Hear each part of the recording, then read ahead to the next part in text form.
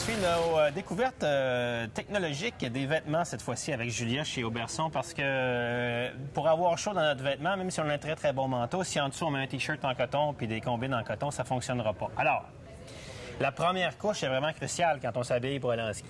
Oui, en fait, la première couche, c'est ce qui va faire en sorte que votre deuxième couche et votre manteau vont vraiment faire leur travail. Il y en a plusieurs modèles, souvent dans des couleurs de plus en plus jolies, parce que même si on les voit pas, on les voit plus tard. Oui, bien ça, c'est sûr qu'avec un modèle comme celui-ci, quelque chose de plus léger, mais avec de la laine mérino. D'accord. Toujours à l'extérieur du vêtement, donc les gens qui disent « Ah, ça pique pas », c'est placé à l'extérieur, la laine. Mais sur la peau directement, donc... Sur la peau, c'est vraiment du polyester régulier. OK. Non, mais il y a des gens, ils vont dire, bien, je vais mettre quelque chose en dessous, je vais mettre rien en dessous. Ça, c'est la première couche, c'est sur la peau de la personne. D'accord. Ça va vous garder au sec. OK. Donc ça me garde au sec, ça laisse passer l'humidité de l'autre côté à la deuxième couche, qui, elle, est faite idéalement de quoi? La deuxième couche, habituellement, c'est soit un polar, quelque chose d'assez léger, mais qui va créer de la chaleur. Dans ce cas-ci, on trouve vraiment quelque chose de deuxième couche toujours. On parle de quelque chose qui est vraiment plus en micro-polar. Pourquoi tu dis polar? Parce que le polar, lui, à l'humidité, il fonctionne bien? Je vous dirais que ça sèche plus rapidement. On va dire du coton, qu'on s'entend que du coton, ça prend plus longtemps avant de sécher. OK. Donc, fibre, c'est de la synthétique? Oui, toujours. Hein?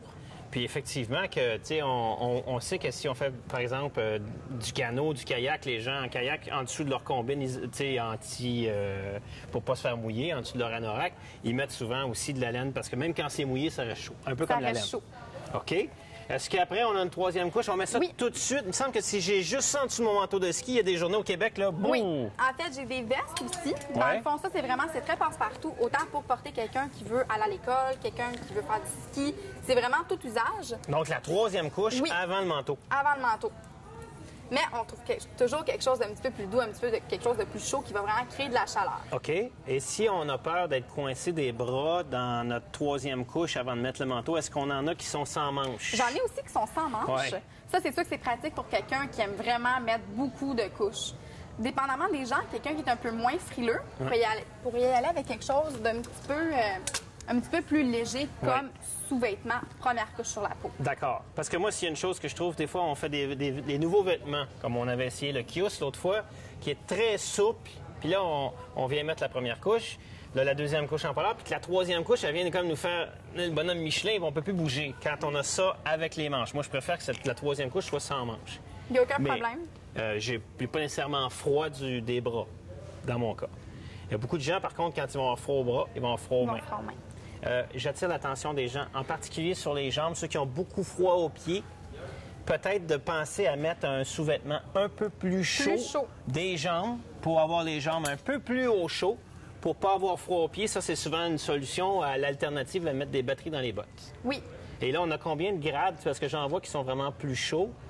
En fait, j'en ai en micro-polar, j'en ai en laine mérino, puis j'en ai vraiment en synthétique, que c'est un polyester. OK. Donc, je pense que comme il n'y a pas une personne qui a la même température puis le même radiateur, je pense que la solution, c'est de venir te voir.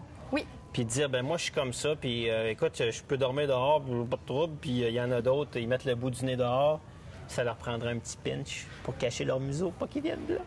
Merci beaucoup. Merci à vous.